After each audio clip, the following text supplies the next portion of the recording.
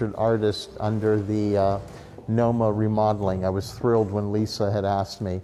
So I want to thank Lisa and David and their team, Mel and Isaiah floating around here, and Diane. They've all been so helpful and grateful.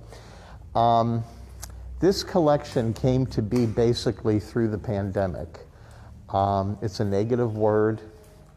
I was trying to find positives in the negative, and I couldn't really go anywhere.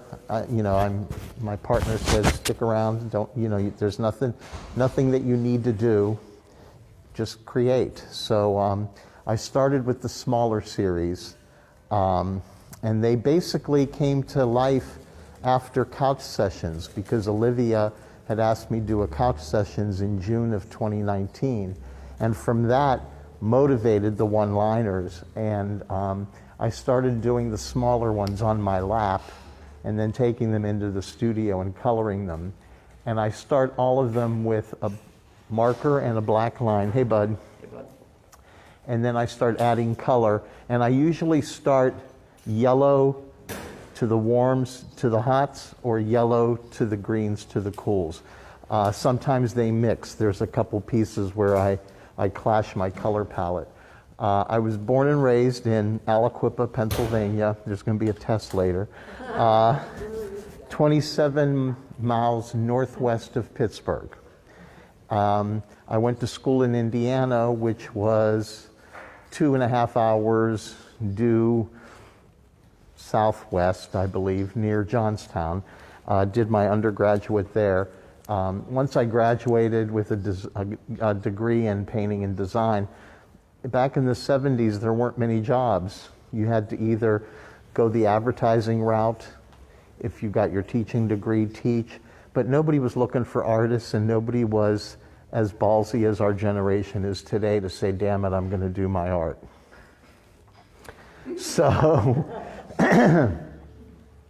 I took a job with a department store, and I started through the ranks, product development, merchandising, assortments, working with the buyers, coordinating it on the floor, working with planograms, which was just starting to get hot back in the 70s.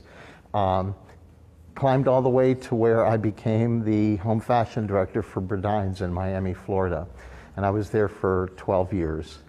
Then I took a position, because at that point there were rumors of Macy's and all these stores merging.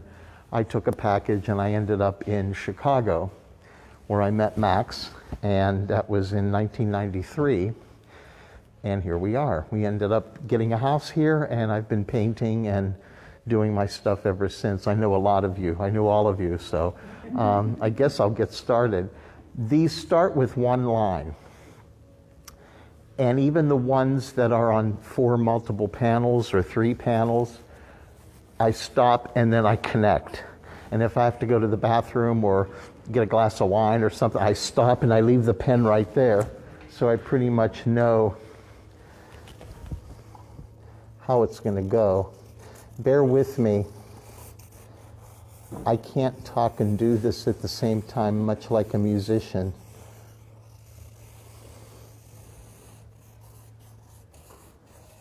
And then what I'll do is go in and fill in the negative and positive space. And I think this is a form of neuroses.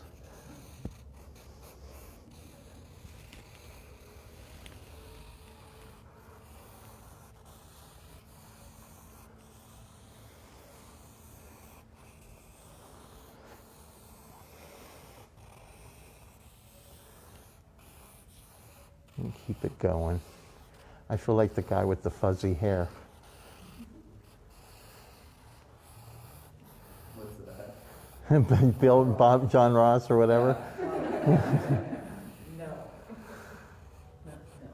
Do you ever have an idea of what you're going to do, or? Pretty much. I usually let it go. This I'm going to make it pretty much relate to the landscape on the front. I don't usually do landscapes. But what I'll do... I'm sorry? Your wire. Oh, okay. I feel like Doris Day here.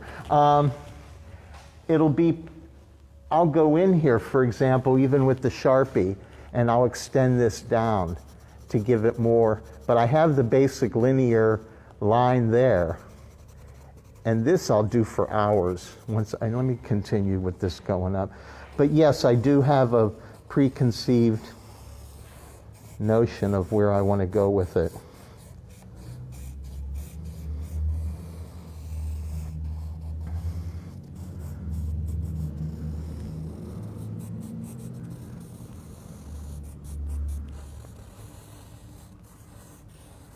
That mark you just made almost reads like a shadow of the tree.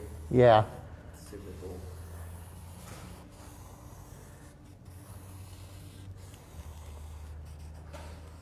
And I use a mixture of flat acrylic and a thicker Liquitex, or a basic that I get from Dick Blick, who's become my good friend over the years.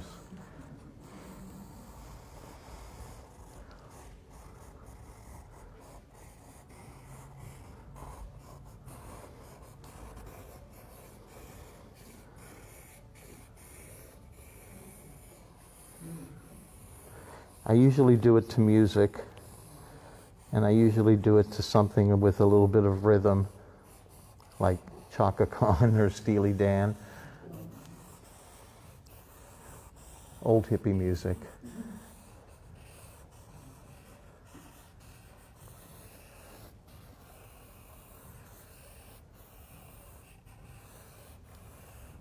Sometimes they take a long time for me to linear go in there, but it takes longer for me to paint it. Because so many times I'll come up with a color direction, and then I do go through the basics of positive against negative, light against dark, linear against shadow. All of that pretty much comes into play when I do these.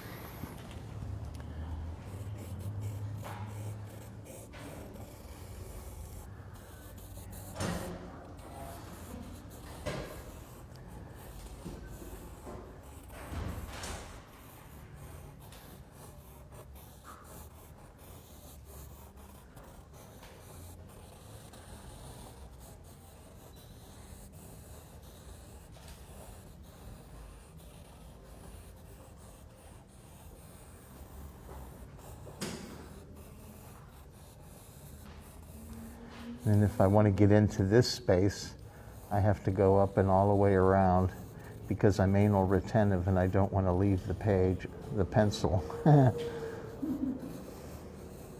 that'll give it a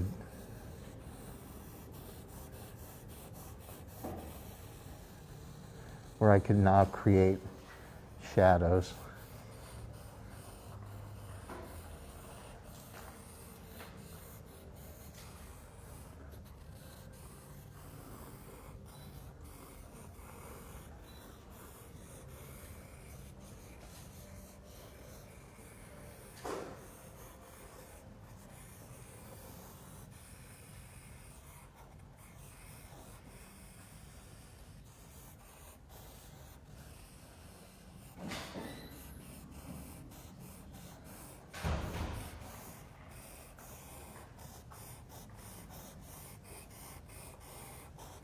And then this will create pattern in the background, if there is a background.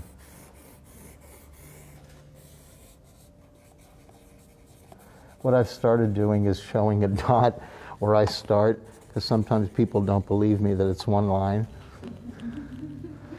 So then, I really didn't want to play with pigment, but I could certainly get in a little bit.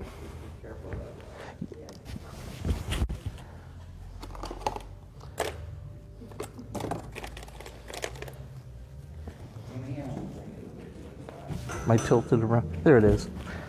I don't know about a lot of you, but I love Sharpies. I go through hundreds of them, because then I could paint over them, or I could use them as part of the art, and they're legitimately accepted by arts councils and contests and all that stuff.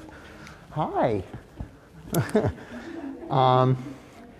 Then what I'll do is I'll start going in, and this may stay or it may be covered over, but I'll just start creating positive and negative spaces. And I can already envision this blending down into blue, almost ombre.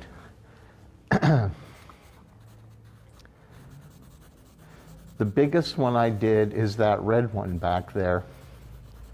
And that took me about 4 weeks off and on. But then I don't know about a lot of you, but I get anal.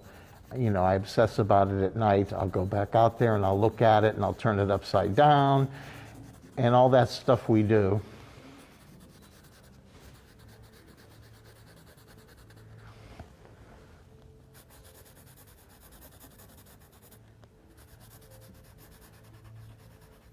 And I find with these, I could overlay them with the acrylic and almost make them like a glaze. They get a little bit more depth.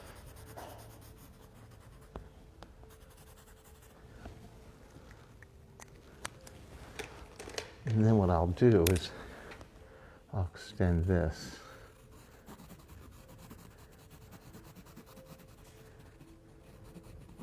I want one that works better.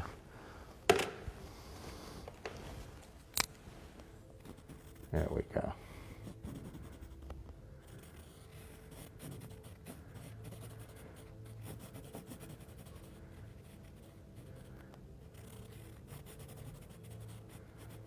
And this is where I'll sit for hours, just extending the line or giving it more depth. I mean, like way hours. Some of the ones that look the easiest on the eye are the ones that probably take the longest amount of time.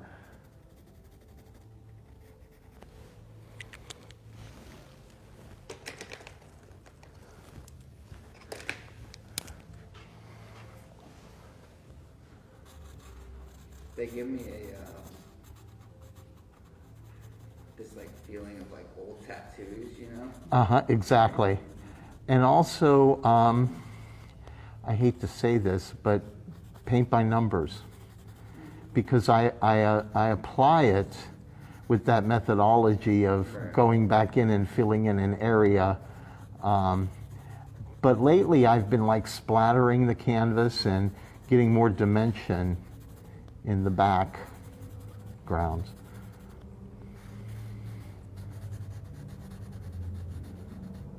And I think my favorite aspect of them is if I'm working, where's that thing at? If I'm working on sizes are like that, which were 11 by 11 square in this blue one, then I put the four together. Yeah, right behind you, Danuta. Those I will work on each individual unit, but knowing where the color goes and how to apply it to the next one. And they're all cradled and stapled from behind. You know, David, I had seen the first one you did at a Zoom meeting that I had with Max. Yeah. I was like, what is that? Yeah, he told me somebody had mentioned, and he said your name. Yeah. They were all over the house. And I was just so mesmerized by the one, and I see how far you've come since then. Yeah. I mean, it's like an evolution. I can see it in your work. It's like amazing. This is the first time in my whole art career that I've stuck with one media. It's the first time I just didn't grab pencils and pens and markers. I stuck with the Sharpie and the acrylic, and that was it. It became a discipline. It became a neuroses. It became, he'd be working on projects and I'd track through to the den, like, line them up. What do you think? What do you think? And I can't work on one at a time because I'm an Aries and I'm crazy and I need to work on the next one and see this evolution. And I've always been that way. I think this project taught me discipline, how to continue with a theory, a theme or a theory or a story. I could have painted really dismal, dark, depressing, and that's not where I wanted to go, not during all of this. So each one was a new enlightenment. Each one became bigger and better in my head. Where can I take it? How far could I go? Do I want to go monochromatic? Do I want to go more colorful? Do I want to go with more of a white background? It became like keeping notes and being obsessed about it. Will I continue with this style? I guess, because I'm one to explore and try. You and I have a lot in common. I did a piece for the Venus show where I did a figure, but she doesn't have a face. It's just all this kind of stuff. So that was my every woman sidebar. That really would have made a great horse. You know, I sit on the board with MCA. Everybody, my husband, everybody asked me, are you going to do a horse? I was itching to do a horse. Sidebar on the horse. Out of all the horses, okay, there was 30 some at the first round, 20 some at the second round, 11. Mine's the only one missing. I know, that is, Isn't that a kick in the butt? yes. So I wanted to do Where in the World is Waldo, or, you know, kind of thing. Max even said, generate a fundraiser to pay money to help find horse fever, or Forest King. And then donate that money back to the organization. Personally, I think it's in a dorm room.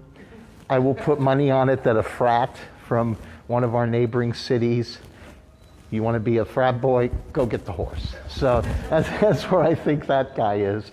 But I think it brought me awareness of this community 11 years ago, because I've seen it go through stages of how we've grown and grown to where 11 years ago, could we have imagined a venue like this, let alone the brick, let alone the small galleries that are popping up. So I think a lot of good stuff has really, you know, come to be. Any other questions? I think your horse got taken because it was the best one. No, it's in a dorm somewhere. And even my horse sort of replicates the color palette and the design, although it was more linear. Again, I'm thinking I would love to see these turned into fabric. I think like yard goods would be pretty funky, like caftans and scarves. And I have a product development background, so I think of that. My thought process right now is taking plain blank canvas, and I want to stitch it together, almost like quilting it, with these images on it. But I want it to be like forms that come up.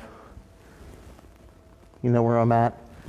Sort of octopusic essence, like from the ground up, but multiples of them. I think like multiples. I'm sorry. One of my favorite pieces that I've ever seen of yours was at MCA, and it was probably about yay big, and it was embroidered. It was like a plant. Do you remember that? I still have that in my studio. It was needlepoint. I was sick and I couldn't go out anywhere, so I just sat with fabric, and I thought, how the hell do you do this? And read up a little bit of it, but you know, needlepoint artists are really finicky. They're like jewelers. They know the stitches and they know. So what I was doing was my own interpretation. Yeah. I see a correlation between that and this. Yeah, and a lot of my stuff is organic and tropical. I'll always stick a flower in something. However, when I did the reeds, the world paper, those didn't have any imagery in them whatsoever. Yeah, those are awesome as well. I just, you know, I will get a photograph I love of nature, and I will paint it. That's as far as I go, and I just can't get outside my box. You know, and I look at what you do with the magazines, with the one-liner, and it's like, Take your paper and go outside. Even if it's a dorky looking tree in your yard, paint that tree. Or rip off a branch and do an analytical study of how the wood tore away from the branch, and get into, because I remember your pumpkins, which I could have pulled right off of the canvas. They were very realistic. super realism. And if you could do that, you could do all kinds of stuff. Well, I've experimented with abstract, and I can't get there. Abstracts is it's a tough thing. To me, abstracts always seem to be linear. I don't know why, maybe it's because of Picasso. The only person I've really seen break away is Seth, who adds those rounded kind of images into it. But I usually associate abstract, I guess, with cubism, or that's in my head. But it is a different, we had to go through the process of drawing a chair, and then the next stage you distort it a little bit. Then you distort it a little bit more, and by the time you get to your fourth drawing, you sort of know maybe it's a chair because you've distorted it as far as you could go. I do remember those projects. Or how to take something like a figure of a face, and through 4 or 5 stages, show it straight on, sad, happy. The same face, but giving with the facial, using tissue paper to create the different facial expressions. I think my biggest hang up, and he's heard this, you've all heard it, I don't think people draw enough. I don't think artists sketch enough, or always have that sketchbook with them. You'll see them at lunch and whipping out, like if we were in Paris right now, they'd whip out their book and start sketching. But I think a lot of people rely more on click, click, and let's walk away, rather than sitting and studying it and really understanding it, analyzing it. That's a key word for me, really analyzing your subject matter. And when I taught, if you could take and copy the Marlboro Man off that magazine, why can't you draw? He's sitting right in front of me. Why can't I draw him? They don't think, they need to be told to do it, rather than when you're an artist, it comes to you like obsession, I have to do this. And that's the learning curve. I think that's the process in school where they see something in you and they pull it out. Because I don't think you could get into art school if you don't have some drawing in your portfolio today. Is that true? Yeah, I would say for the most part. Because they need a starting point. Once they see you draw, this girl right here, I bet she could do jewelry, I think, and they sort of pull it out of you. I firmly believe this. You don't go to college to become an artist. You are an artist to go to college to learn different medium. Because you got it. You have it in you. It's coming out of your skin. But they all discipline you like before we learned color, we had to draw. Then I think we went into pastels, and then some water-based. Now, I'm old. My school, they hated watercolor. They thought it was not a good media. Watercolor, in their opinion, 40 years ago, is strictly to do quick doodles to refer to as you're doing something bigger. And their opinion on this, to professors in particular, you never see watercolors the way they were intended in the museum. Rembrandts have all faded to brown, his little doodles. Monet and all those guys, theirs are just faint because it fades. It's a pigment that goes away rather quickly. So once you go through water-based paint, then they did us egg gouache. Did you have to do that? Egg gouache, tempera, acrylic, and then oil. Sometimes 2 courses. Oil was one and acrylic was the other. And they were doing this to screw with your head, like which one is he going to get into the most. I love oil painting. Oil painting doesn't like me. I'm too impatient. I am very too much impatient. When I see Mel's paintings, like that giant winged piece back there that takes hours, but the blending, and that's what oils do well. They really do give you that glow kind of blend. And I'm too spontaneous, so I have to, do my lap art. Anything else? Well, I was just telling my husband this morning, I said, because I've been listening to another, during COVID, that I had all the time in the world to create. I did nothing with my art that whole time, and I'm just so disgusted. But I went to this online class that was free, but, you know, the first one was about design, and it was about value, and then the last one was color. It's like, I went to art school. I went to the State University of New York at Buffalo, and I got all A's in my art classes, but I don't remember being taught any of that stuff. Yeah. You know, and it's like, I don't think acrylic existed when I went to college. Well, you know, I graduated in '76, and acrylic was just at its bust-out stage, because we had to learn how to take a canvas that was 100% cotton linen, with the tacks in our mouth, spit them out and hammer them into the wood. Rabbit skin glue, which I don't know if any of you've worked with, is ghastly, and then letting it dry and stretch, and then painting on it. Yeah, there was a lot of, but you know what? And I think though all the people that did art backgrounds, your backpack is so filled with crap you got to do. I don't think you even could remember a meal you ate, let alone, you know, if you're taking a 20 credit course load and three of the 20 are producing art, you're at that art hall 24/7. I mean, you're living there. A granola bar becomes a feast. And I think that's still common today. The techno age has pretty much expedited the teacher's philosophy of what they want, because it's there, it's written, you read it, you understand it. When I went to school, they gave you what was called a syllabus. And it was like, God bless you if you follow the syllabus. But if you did, it was all there. Here's how you get an A. Just read the syllabus and follow. You know, now I think there's maybe a little bit more, okay, click, click, click, do your thing and let's check it out, you know.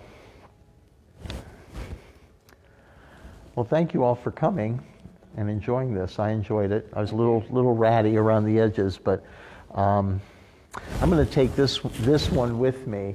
We had people start drawing on it during the show, so I'm going to take it home and see if I could turn it into something. A lot of the yeah, because I see a lady dancing in it, and I see flowers and all of that. So, and this one I will continue and finish. I will send it to Mel, and she'll get it on NOMA so you could see where it ended up. Sweet. Thank you.